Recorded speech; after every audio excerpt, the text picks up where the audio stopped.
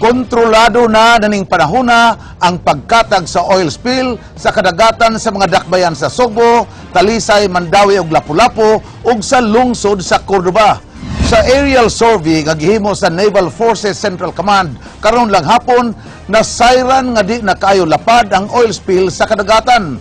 Matod sa commander sa NAVFORCIN nga si Commodore Reynaldo Yuma, ang pagtinabangay sa komunidad o government agencies mao ang nakasumpo sa pagkatap niini. Hinondi pa matino kung hangtod kano sa kutob ang ipahigayong search, rescue, and retrieval operations sa mga nahabiling biktima sa trahedya. Traces of the oil spill in the shores of Cordoba.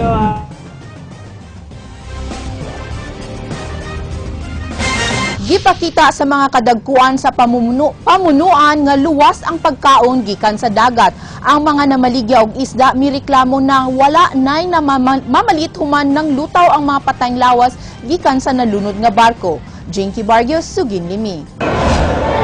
Kining taas nga lamesa sud sa merkado sa Pasil sa Yupang giandam alang ni Cebu City Mayor Mike Rama kinsa giingong dinhi musaw sa iyang pamahaw kuyog ang ubang local officials sa syudad. Sawan sa ilang pamahaw ang nagkalain-laing niluto sa isda, mga nukos ug pasayan. Matud sa mayor, mikaon siya og isda aron ipakita sa publiko nga luwas ra kining kanon sukwahi sa gikadlukan karon sa mga tao nga delikado kini tungod sa nitabong oil spill ug pagkaugkat sa daghang patayng lawas sa dagat. We always have to think nga ang atong problema rin gusto riyahon kaon magaita besa kibalunta, so we don't have to worry about atong kanon kay no matter what atong mga isda. Mitsabaw na sab ang mga labasera tungod sa dako nila nga alkanse, busa nagpatabang na sila sa City Hall. Yes, precisely maoning ni action ang atong opisina sa Office of the City Markets tungod sa hangyo sa mga vendors. Kay taas-taas na jud mingaw na gyud kaayo. Amo lang yan yung sa kumapalit na ayaw kahadlok ang mukha isda. Ang amo ko ang layo ra na kaayo wala na sa tabo dire. Gawas sa mayor ang mga kadagkuan sa Bureau of Fisheries and Aquatic Resources kung BFAR, misampol sa bugkaon sa mga isda kaganiha. Matod ni BFAR National Director Asis Perez, 70% sa mga isda sa Pasil gikumpra gikan pa sa lagyong mga dapit ug way rason nga ikabalaka sa panglawas ang pagkaon niini. So and therefore, walang masyadong dapat kakatakutan yung tao. Safe na safe ang isda. In fact, kahit nung nangyari nga sa Cavite, nandun din ako, pinapakain ko pa rin yung tao ng isda. Walang dapat ikatakot. So, Jinky Barrio, News 5. Guwas sa mayor sa Cebu City, ang mayor sa syudad sa Talisay, mipakita usab nga luwas kanon ang isda nga gibaligya sa ilang merkado. Kaganiha, gitagbo ni Mayor Johnny De Los Reyes ang mga maninda ug isda sa karaang merkado publiko sa Tabunok. Dito iyang gipasaligan ang mga naapektuhan nga andam silang mutagana og suporta ngadto kanila. Aron pagwagtang sa mga pagduda nga delikadong kanon ang mga isda, nakigsaw siya og pamahaw uban sa mga local officials sa Talisay sulod sa merkado. Gipasalig ni Mayor De Los Reyes sa publiko nga luwas kanon ang isda. Makikaon may uban kanila. Kaya gusto na may ipakita sa katawhan nga among isda sa Talisay, safe kayo na wala yung problema. Kaon sa tanan no, kabi may nagluto. Kaon sa isda kay ang isda lamian presko. Lami, sustansyado kayo ni. Dito sa dakbayan sa Lapu-Lapu, mikunhod ang mga pamilya nga apektado ang ilang panginabuhi sa dagat tungod sa kadaot nga nahimo sa oil spill. Gikan sa kapin sa 600 ka mga pamilya, nahimo na lang ning dulan sa 400. Matud ni Ermelita Degamo, ang City Social Welfare and Development Officer, mikunhod kini human hashasi og maayo sa mga social workers ang ilang listahan. Katong pamilya nga panagat ra gyud ang gisaligan, mao lamang ang ilang giapil sa paglista. Sa labing una, uwahing nilang lista, 146 ang naapektuhang pamilya sa Barangay Kanhulaw, samtang 247 sa Barangay Kalawisan.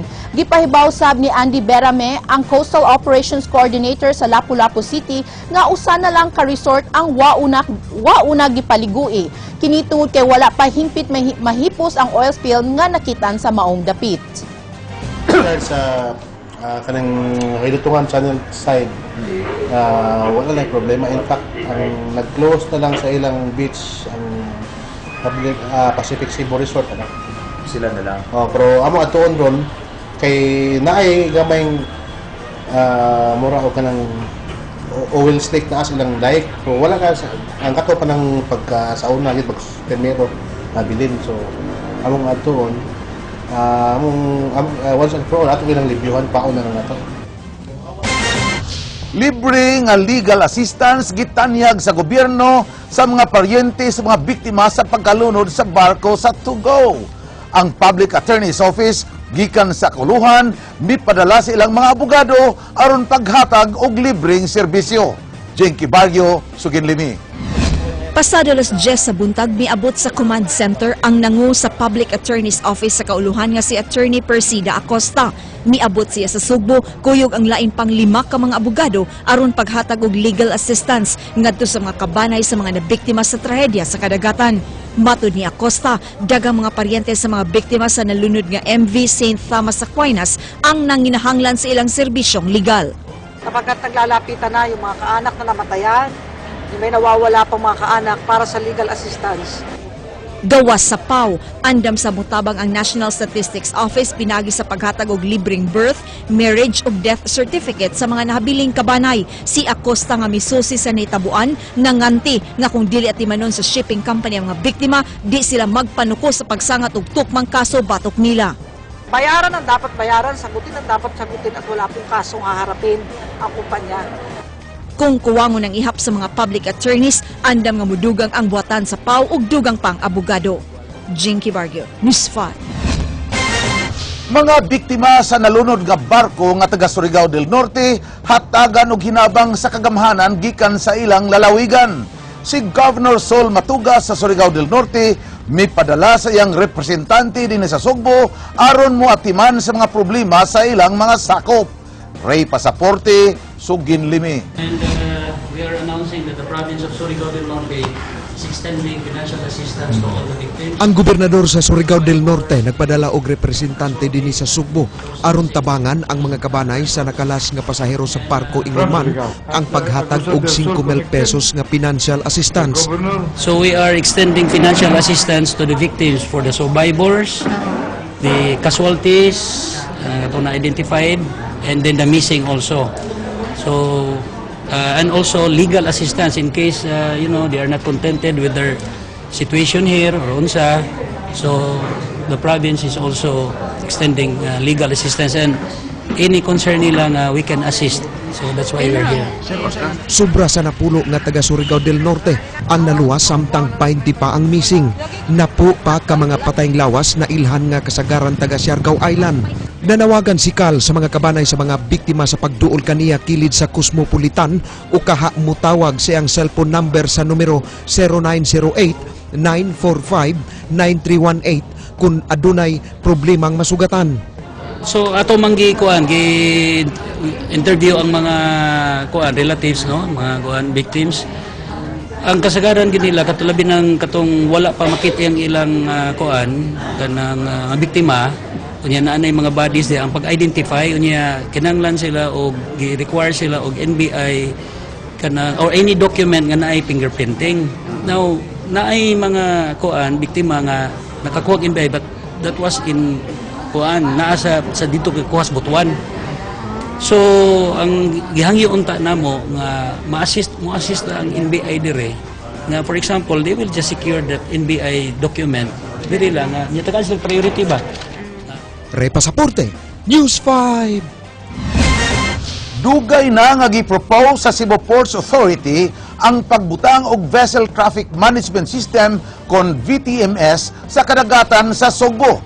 Apan wala kini aprobahi sa NEDA kun National Economic and Development Authority tungod sa kamahal niini.